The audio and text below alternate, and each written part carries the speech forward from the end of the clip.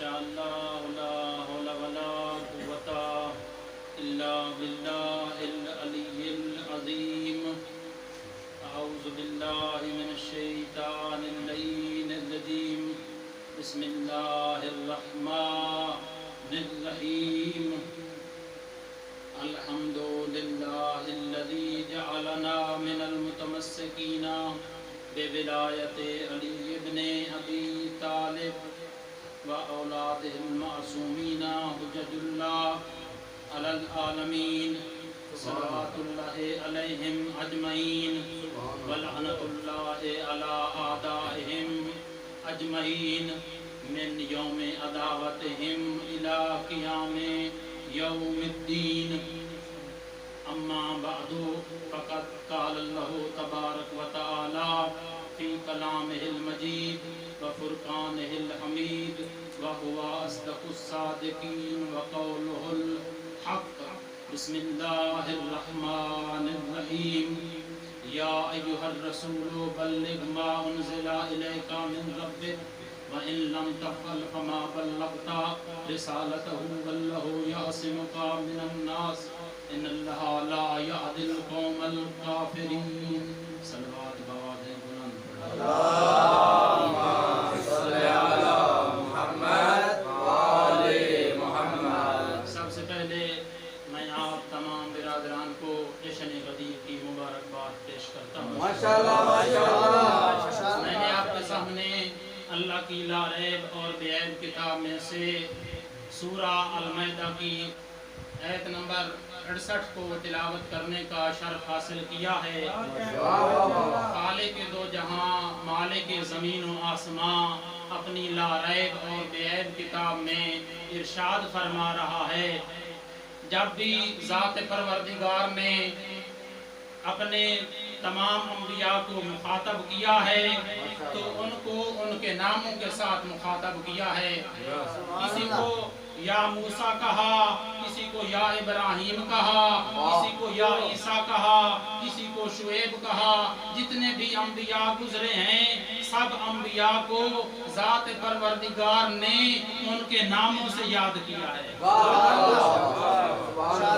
لیکن یہ ہمارے نبی حضرت محمد مصطفیٰ احمد مجتبیٰ کی یہ عظمت ہے, یہ شان ہے کہ ذات پروردگار نے اپنے حبیب کو نام کے ساتھ یاد نہیں فرمایا, نام سے مخاطب نہیں کیا, بلکہ جب کبھی بھی مخاطب کیا ہے تو کبھی صفات سے مخاطب کیا ہے تو کبھی القاب سے مخاطب کیا ہے. لیکن جو آیت میں نے آپ کے سامنے تلاوت کرنے کا شرف حاصل کیا ہے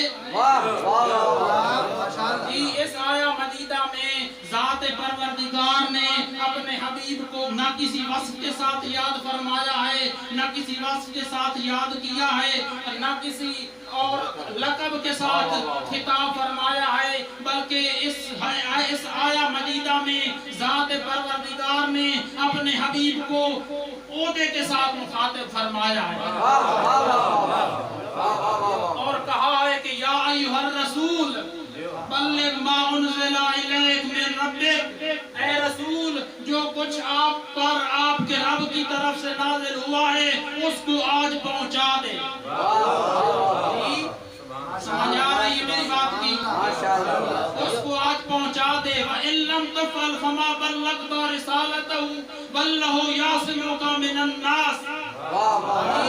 جی اگر آپ نے اس پیغام کو نہ پہنچایا تو آپ نے 30 سالہ محنت کو رائگاں کیا ہے, آپ نے 30 سالہ محنت کو ضائع کیا ہے, آپ نے اپنی رسالت کا کوئی کام ہی سر انجام نہیں دیا. آواز بلند تر صلوات. اللهم صل على محمد وآل محمد. واللہ یعصمک من الناس. اور ذات پروردگار آپ کو لوگوں کے شر سے محفوظ رکھے گا. وَإِنَّ اللَّهَ لَا يَهْدِي الْقَوْمَ الْكَافِرِينَ. بے شک خدا کافروں کو ہدایت نہیں کرتا. تو پیغمبر اکرم صلی اللہ علیہ وآلہ وسلم جب 8 ہجری کو فتح مکہ سے فارغ ہوئے اور 9 ہجری کو پیغمبر اکرم صلی اللہ علیہ وآلہ وسلم غزوہ تبوک سے فارغ ہوئے اور 10 ہجری کو پیغمبر اکرم صلی اللہ علیہ وآلہ وسلم نے حج کا اعلان فرمایا کہ میں حج کو جا رہا ہوں۔ جب یہ اعلان عام ہوا تو لوگ جوک در جوک پیغمبر اکرم صلی اللہ علیہ وآلہ وسلم کی معیت میں حج کے لیے تیار ہو گئے۔ ابن اسیر کہتے ہیں کہ 1,40,000 لوگوں کی تعداد تھی جن لوگوں نے پیغمبر اکرم صلی اللہ علیہ وآلہ وسلم کے ساتھ حج کو انجام دیا۔ اور جناب جابر ابن عبداللہ انصاری کہتے ہیں کہ جہاں میں نظر کرتا تھا، جہاں میری نگاہ پڑتی تھی، وہاں سے لوگوں کا پھاٹے مارتا ہوا سمندر نظر آتا۔ اتنی تعداد تھی۔ پیغمبر اکرم صلی اللہ علیہ وآلہ وسلم نے حج انجام دیا، ارکان مناسک حج انجام دیے۔ پیغمبر اکرم اس پیغام کو وہاں بھی پہنچا سکتے تھے لیکن نہیں پہنچایا۔ پیغمبر اکرم صلی اللہ علیہ وآلہ وسلم اس پیغام کے پہنچانے میں بہت متردد تھے۔ کسی اور مقام پر کسی اور پیغام کے پہنچانے میں متردد نہیں ہوئے، پریشان نہیں ہوئے جتنا اس پیغام کے پہنچانے میں متردد۔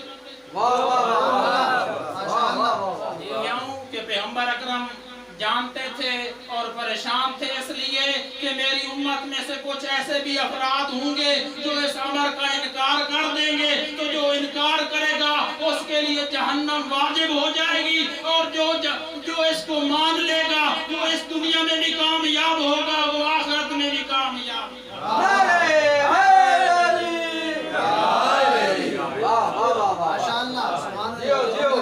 پیغمبر اکرم صلی اللہ علیہ وآلہ وسلم حج کر کے جب واپس جوفہ کے مقام پر جب پہنچے تو پیغمبر اکرم صلی اللہ علیہ وآلہ وسلم جب اس مقام پر پہنچے تو جبرائیل امین علیہ السلام پھر دوبارہ یہ وحی لے کر نازل ہوئے کہ اے پیغمبر خدا آپ کو سلام کہہ رہا ہے اور اس پیغام کو پہنچا دیجئے جو آپ پر خدا کی طرف سے نازل ہوا ہے۔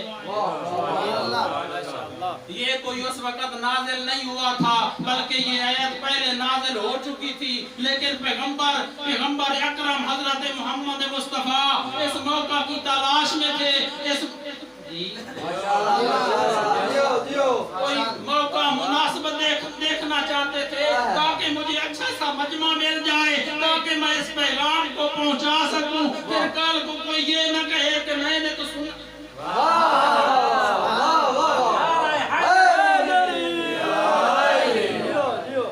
پیغمبر اکرم صلی اللہ علیہ وآلہ وسلم اس مقام پر پہنچے تو کچھ حاجی آگے چلے گئے تھے اور کچھ پیچھے رہ گئے تھے، تو پیغمبر اکرم صلی اللہ علیہ وآلہ وسلم نے جناب بلال کو حکم دیا کہ اذان دیں۔ جناب بلال نے اذان کہی اور حاجیوں کو جو آگے چلے گئے تھے ان کو پیچھے بلایا اور جو پیچھے رہ گئے تھے ان کو آگے بلایا۔ جب حاجی سارے اکٹھے ہو گئے تو پھر پیغمبر اکرم صلی اللہ علیہ وآلہ وسلم نے ایک طویل خطبہ ارشاد فرمایا جو کتاب احتجاج میں تقریباً 12 صفحوں پر مشتمل ہے اور باقی مختلف کتب میں 30-32 صفحات پر مشتمل ہے۔ کبھی یا ایھا الناس کہہ کر خطاب فرمایا، ان کو مخاطب کیا، اور کبھی یا معاشر الناس کہہ کر خطاب کیا۔ ماشاءاللہ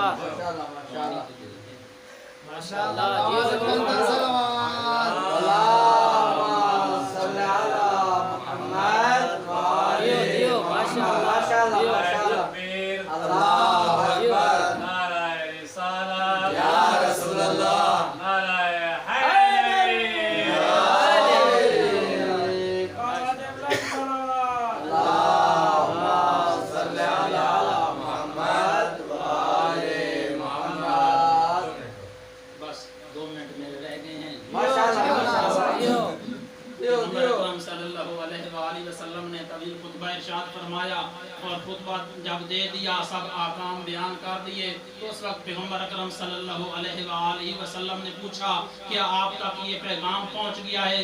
سب نے کہا سن لیا ہے۔ پیغمبر اکرم صلی اللہ علیہ وآلہ وسلم نے کہا الست اولا من انفسکم، کیا میں آپ پر آپ کے نفسوں پر سب سے زیادہ حق کے تصرف نہیں رکھتا؟ سب نے یک زباں ہو کر کہا نعم یا رسول اللہ، آپ جو ہیں ہم سب پر حق کے تصرف رکھتے ہیں۔ تو اس وقت پیغمبر اکرم صلی اللہ علیہ وآلہ وسلم نے کہا من کنت مولا ہو فہذا علی مولا، کہ جس کا میں مولا ہوں اس کے علی مولا ہیں۔ جب یہ پیغام پہنچ گیا تو اس وقت پیغمبر اکرم صلی اللہ علیہ وآلہ وسلم نے کہا کہ میں نے یہ پیغام پہنچا دیا ہے، آپ نے سن لیا ہے، اب گواہ رہنا، اب آپ پر واجب ہے کہ آپ جیل در جیل نسل در نسل اس پیغام کو آگے پہنچاتے رہنا۔ میں نے آپ تک پہنچا دیا ہے، اب میں بھی یہ کہتا ہوں آپ کو کہ میں نے بھی اس پیغام کو آپ تک پہنچا دیا ہے، اب آپ پر واجب ہے کہ آپ بھی اس پیغام کو نسل در نسل منتقل کرتے